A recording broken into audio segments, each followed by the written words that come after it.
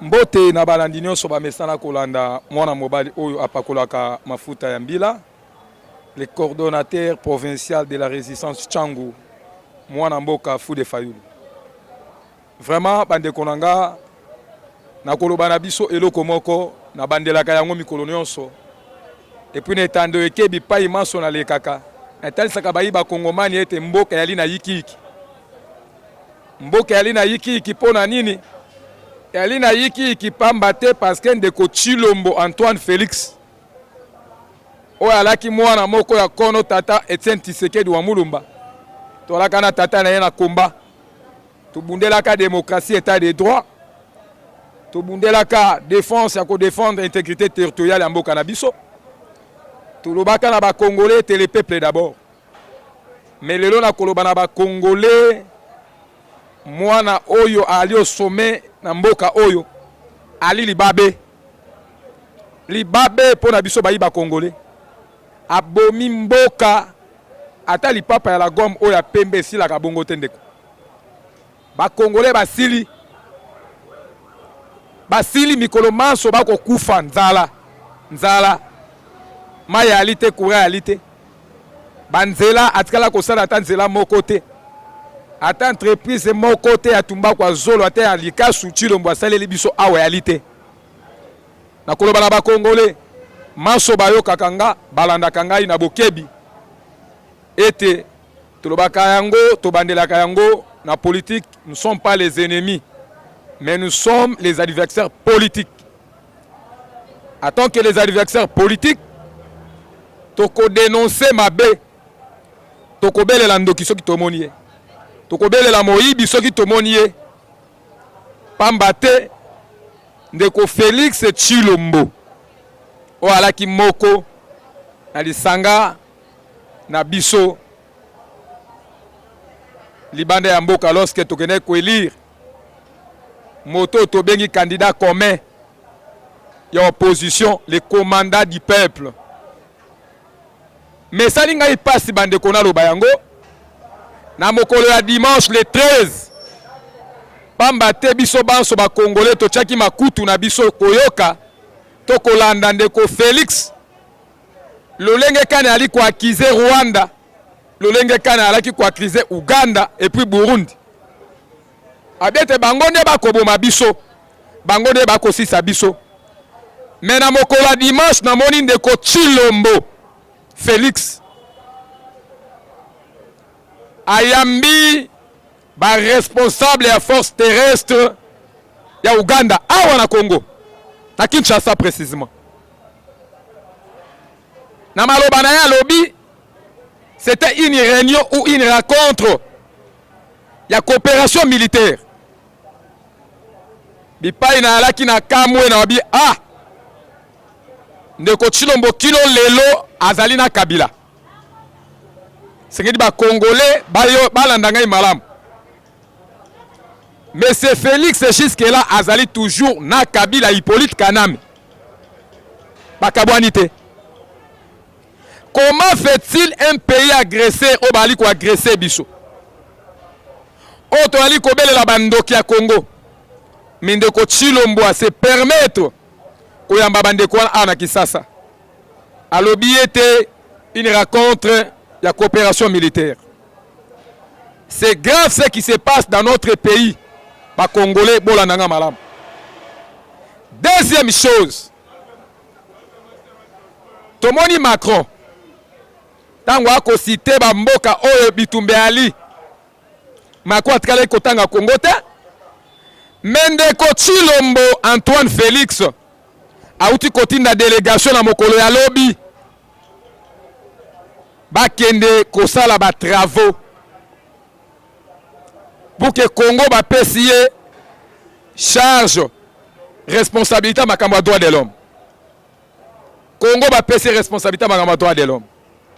Mais pendant que ba Congolais ba kufi awa na prison centrale à Makala banani ba bomi ba Congolais, ce sont nos militaires congolais. N'instruction ya nani, injonction ya nani? Ya monsieur Tshilombo. C'est grave. Bana ya kelas na Lubumbashi ba marché. Bali ko réclamer esengeli totanga babi toza na posa kotanga kelasi ndeko Tshilombo atindi la pulusu na ye bakei koboma mwana kilasi bana bakufi. Dans les différents pays africains, tomoni ba mort, tomona chasse à l'homme. Ya kobengana mokambi moko en Afrique, pambate pour kabomika mwana kelasi moko. Mais awa na Congo eyali kosalema. Ndeko nanga, toke plus loin. Avec les enjeux politiques de l'heure, oyo makambo yali koleka na kati ekolo Congo, ndeko Félix Tshisekedi Tshilombo ateki parti Est na maboko ya Paul Kagame na tata na ye Kabila Hippolyte Kanam. Parti Est jusque là, jour au jour, bakoboto la biso mabele. Olandi bitumbele kaki lobi na Fizi. Ba violer ba mama, ba tumbi bato na kati ya bandako. Mais pendant que Toki Tshilombo a négocié na Luanda, a outi côté na délégation lobby na Luanda. Il y a un ministre des Affaires étrangères congolais ou azali avec toute une équipe congolaise basée na Luanda. Face à face d'un ministre des Affaires étrangères rwandais. Bali kosala ba travaux, commettre ba corps ensemble pour que ndeko Tshilombo na ndeko Paul Kagame bakutana.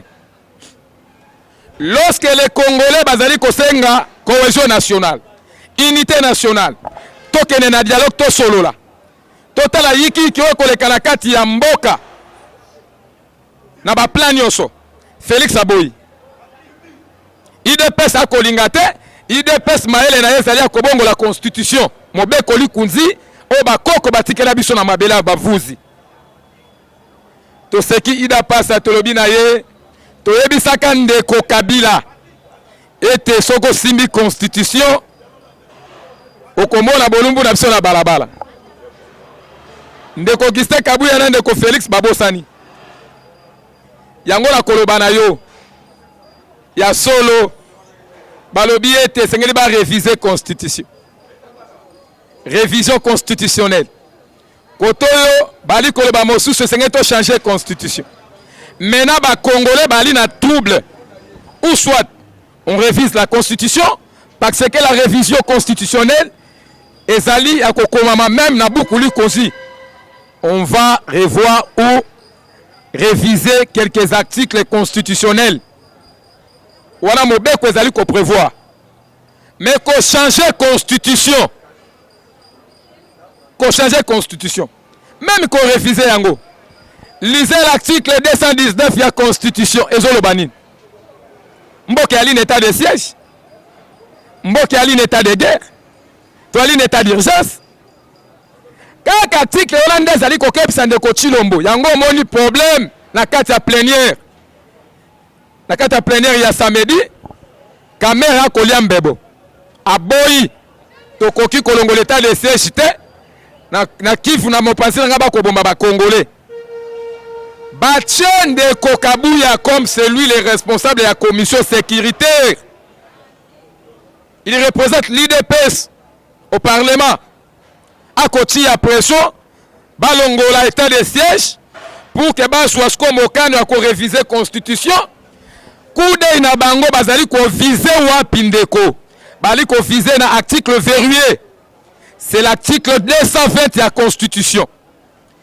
C'est là où on définit le mandat du président de la République et son gouvernement est de 5 ans. Maële na bango ya lini. Kokamata article wana kolongola yango mandat ya 5 ans kokom sango mandat ya 7 ans. C'est par là Bolanda ki Kabuya koloba ete mandat ya président de la Ghana 5 ans. Mais lorsque tokei ba élection, ba manœuvre no se salami, to ali komona ke Félix Tshisekedi azosala la ka 3 ans ya pamba. Balingi basongela idée ndeko Kabila Hippolyte Kanam. Ulia ko organiser ba élection na 2028, ba komema biso jusqu'en 2027. Ba komeka kosimba constitution, tangu peuple à côté les mains. Voilà. Boya to fanda lokola peuple a tomboki, bokamata deza bo pesa ngai na organiser ba élection na 2030. C'est ça mayele na bango. Mayele na bango yango wana. Yango bomoni théâtre oyo ndeko Félix Antoine Tshilombo. Na ndeko Augustin Kabuya. Oyo alaki porse ya mwana mboka Martin Fayulu. Nde baye bakamati moto bati ya biso moto na kati ya mboka. Tolobaki na bango pe toko continuer koloba. Ete boy. Soki ya solo ndeko Félix Ali Mobali. Soki ya solo ndeko Tshilombo. Akolala aloti ndoto esengela zo 3e mandat na mboka oyo asimba constitution. Asimba constitution. C'est par là de comprendre que même na bandeko oyo bazaki côté le mela Martin Fayulu.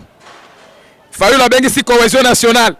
Alingi to solo na ba Rwandais, to solo na nanga. Fayulu boye, dialogue to lingi yango te papa.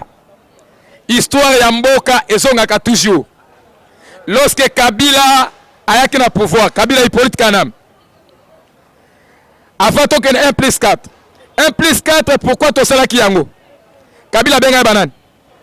Pour mettre fin à guerre Bitumezaki na Est. Bemba azalaka wapi? Azalaka rebelle te? Azalia sur Ruberwa. Azalaki nani?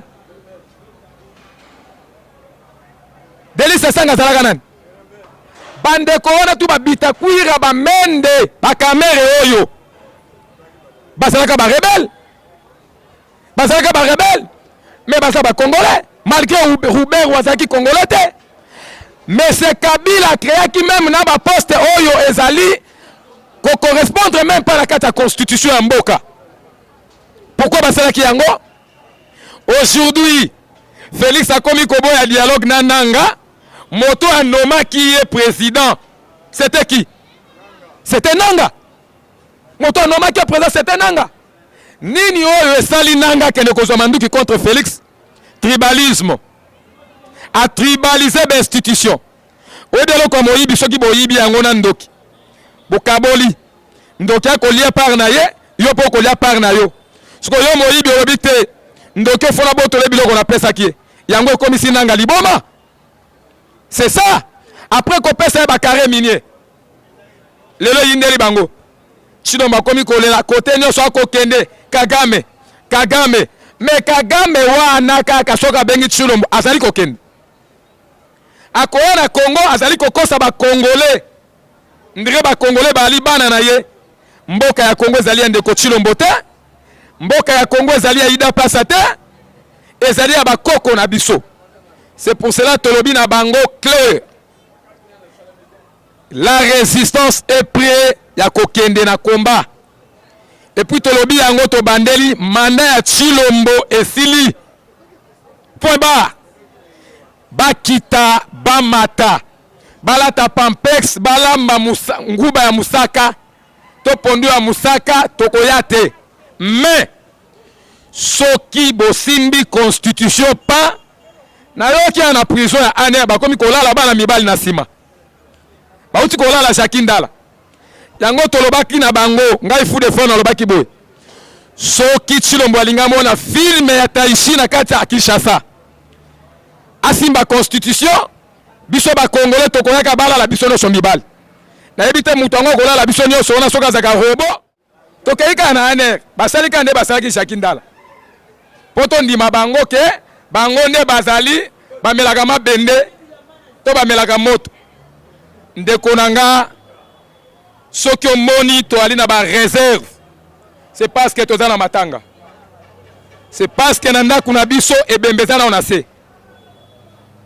yango toko kende procès lelo ya ndeko na biso mwana na biso soldat na biso Jires Manzanza o babomaki pa ya la Poulousse akomi koboma peuple olia batela peuple na ba bien-être na ye ya boyi alobi peuple akomi ba mungamba nanga yango tolobi na bino la Poulousse koza ba Congolais biso beto za ba Congolais na kobenda bino makutu pambate o bozo sala lobi ekozongela bino tokolela ndeko na biso na kimia lelo bazali ko condamner Poulousse wana bokoyoka endenga kolela na munoko mboka soko kolela na kimongo soki kitetela soki chiluba soki kimbala toyebite mais toali ko kende kuna ba condamner ye nga utna lobaki ndenga bomi ye pesengeli ba chaya ata na mesa bisika ba yitaka bangulu malgré mobeko eko permettre yango te ya suka ndeko Katumbi ye wana kimi na lobaki na Merlin Fufu mukolo na le kakao lobaka Merlin Fufu tata oyo zolanda apesi yo soki tige mukwe koti yo na linu okomobela maladi ya hémorroïde ofingaka Martin Fayulu tata na yo apoko boya cohésion ya linga asunga leta na ebite so basunga pe nzambe tango yindeli ye poids akimi batu na ye bakomi oya o cohésion nationale tokende dialogue mais na comprendre te nini oyo ndeko Katumbi akimi yo zo ganga kengana za opposant na yo opposition no sala na province ya kana grand libulu za Kinshasa mono eza grand libulu emelaka yango na yebisiye yango na lobi na akende kosala kozongela COP na ye ya masangu na nguba na mbinzo ewana kimi baome sana ti na bengi bana changu ba resistant nyonso na unité na bomoko biso baso tozala concentré ne tumba oyo ali liboso pamba te mongunia azingi biso partout yango tolobi ti bokoyoka